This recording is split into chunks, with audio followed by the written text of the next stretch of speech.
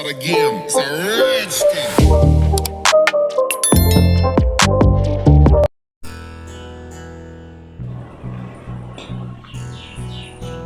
Hi అండి, welcome to షాన్వీస్ kitchen. ఈ రోజు అయితే సీజన్లో దొరికే మామిడికాయతో ఒక మంచి పచ్చడి చేయబోతున్నాను. అందరికీ తెలిసి ఉంటుంది, కాకపోతే నా స్టైల్లో నేను ఎలా చేస్తారో చూసేయండి.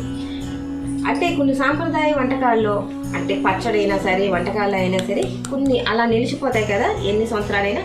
అలాంటి వాటిల్లో ఈ పచ్చడి అంటే వంకాయ పచ్చడి, మజ్జి పులుసు, అలా గుంటూరు వారి గోంగూర పచ్చడి, ఇలా చికెన్ ఫ్రైలు అని ఇలాంటివన్నీ నిలిచిపోయినాయి కదా.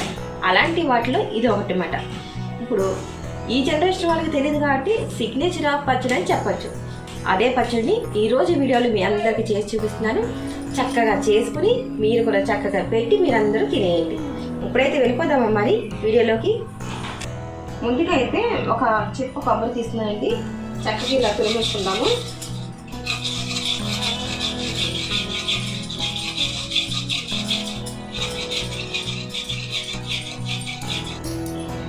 కొబ్బరి అయితే చక్కగా ఇలా తురిమేస్తున్నానండి.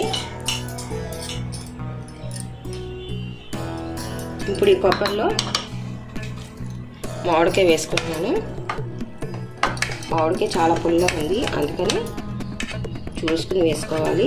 మరీ పుల్లగా ఉన్న తినలేం కదా, అందుకని ఇలా కలిపేసేయండి. కొబ్బరిలో కలిసిపోయేలాగా. మిక్సీ అయితే పట్టుకోకూడదండి. మిక్సీ పట్టుకుంటే ఇది బాగా చెప్పిందాగా అయిపోద్ది. ఇలా పొడుకుంటూ ఉండాలి. అందుకని ఇప్పుడైతే నెక్స్ట్ ప్రాసెస్ చూద్దాము. కలిపేసేలాగా పక్కన పెట్టేసుకుందాం. తర్వాత పెట్టుకొని కారానికి పచ్చిమిర్చి అయితే వేసేసుకుంటున్నాను.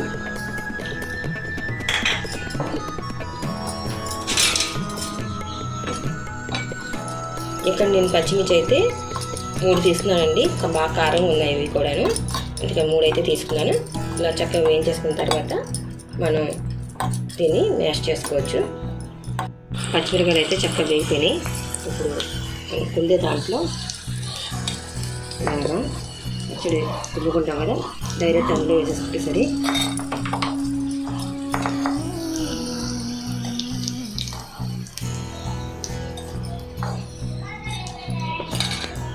పచ్చిమిర్చి వేసుకున్నాం కాబట్టి 2 ఎల్లిపాయలు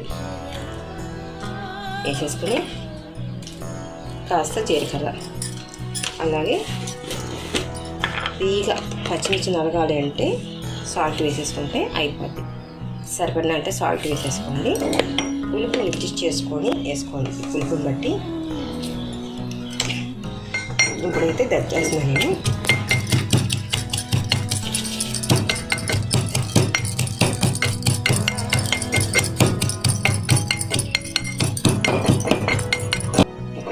చక్కగా కట్ చేసుకున్న తర్వాత డైరెక్ట్గా ఇదంతా ఇలాగా పచ్చడిలో వేసేసుకొని కలిపేసుకుందాము.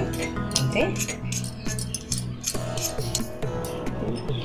ఇప్పుడైతే చక్కగా పచ్చిమిర్చి, జీలకర్ర ఇవన్నీ రుబ్బుతున్నాం కదా, చక్కగా మనం ఇలా మామిడికాయ కొబ్బరి తురుములో కలిసేదాకా కలిపేసుకోవాలి.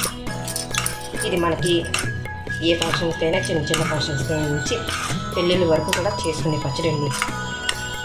ఇది అందరూ కూడా చేసుకోండి, చక్కగాను చాలా బాగుంటుందన్నమాట. ఆయిల్ అయితే వేడిగా ఉంది కాబట్టి తాలింపు కూడా పెట్టేసుకుంటున్నాను నేను.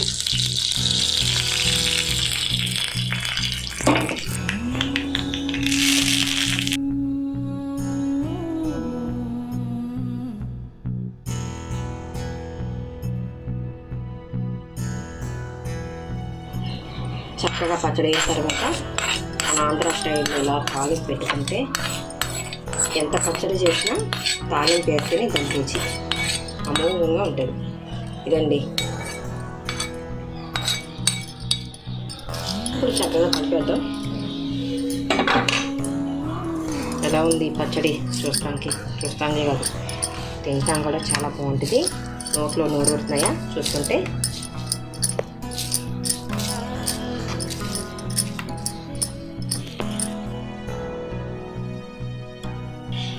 పచ్చడి రెడీ అయిన తర్వాత ఏ రకంగా ఉందో ఇప్పుడు మీకు చూపిస్తున్నాను. ఇదిగోండి, కొబ్బరి మామిడికాయ పచ్చడి. ఇది మనకి చిన్న ఫంక్షన్స్ దగ్గర నుంచి పెళ్ళిళ్ళ వరకు చేసుకునే పచ్చడి అన్నమాట. మన సాంప్రదాయాల్లో నిలిచిపోయిన పచ్చడిలో ఈ కొబ్బరి మామిడికాయ పచ్చడి. ఈ పచ్చడి నుంచి కాస్త ఎంత వేడివేడి అన్నంలో కాస్త నేసుకుని తింటే సూపర్ ఉంటుంది అన్నమాట.